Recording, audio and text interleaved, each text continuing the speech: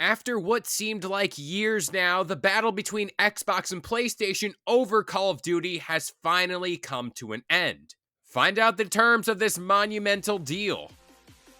Up next.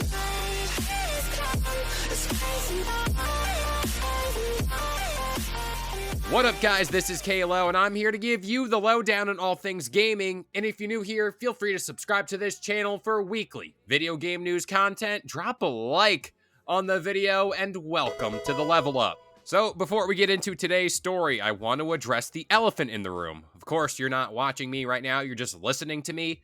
I don't know if you guys can tell, but I'm feeling very under the weather, but I wanted to get this video out for you guys, so let's just get into the news. The breaking news here broke on Sunday, and it includes a deal that was previously denied by Sony. So on Sunday, Sony agreed to a 10-year deal for Call of Duty with Microsoft.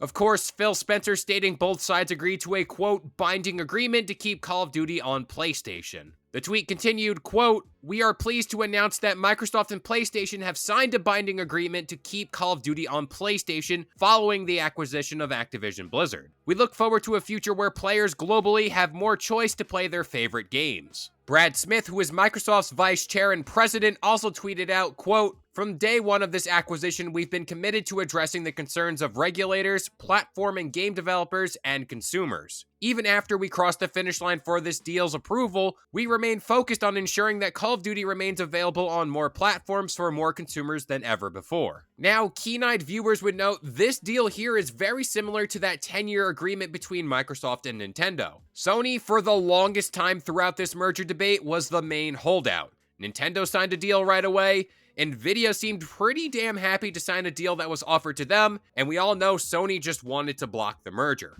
We all know there was an original offer in place for Sony that included multiple Activision Blizzard titles at some point, but that all changed. The Verge pointed out here that the deal that was just agreed on doesn't include games like Crash Bandicoot and Spyro, rather just Call of Duty. And that original change in the offer can be seen here in one of the many leaked emails between Jim Ryan and Phil Spencer, where Spencer sent out an email on May 23rd, 2022. Quote, "I'm writing to follow up our prior discussions about Microsoft's intent to honor all existing agreements between Activision and Sony, and our desire to keep Call of Duty on PlayStation. As you recall, on January 31st, 2022, I sent you a written agreement with my signature memorializing Microsoft's commitments to Sony. Among other things, the proposed agreement provided that Microsoft would keep all existing Activision console titles on Sony, including future versions of Call of Duty franchise or any other current Activision franchise on Sony through December 31st, 2027. And there you have it. What seemed like a near impossible hurdle to overcome in this merger has been crossed.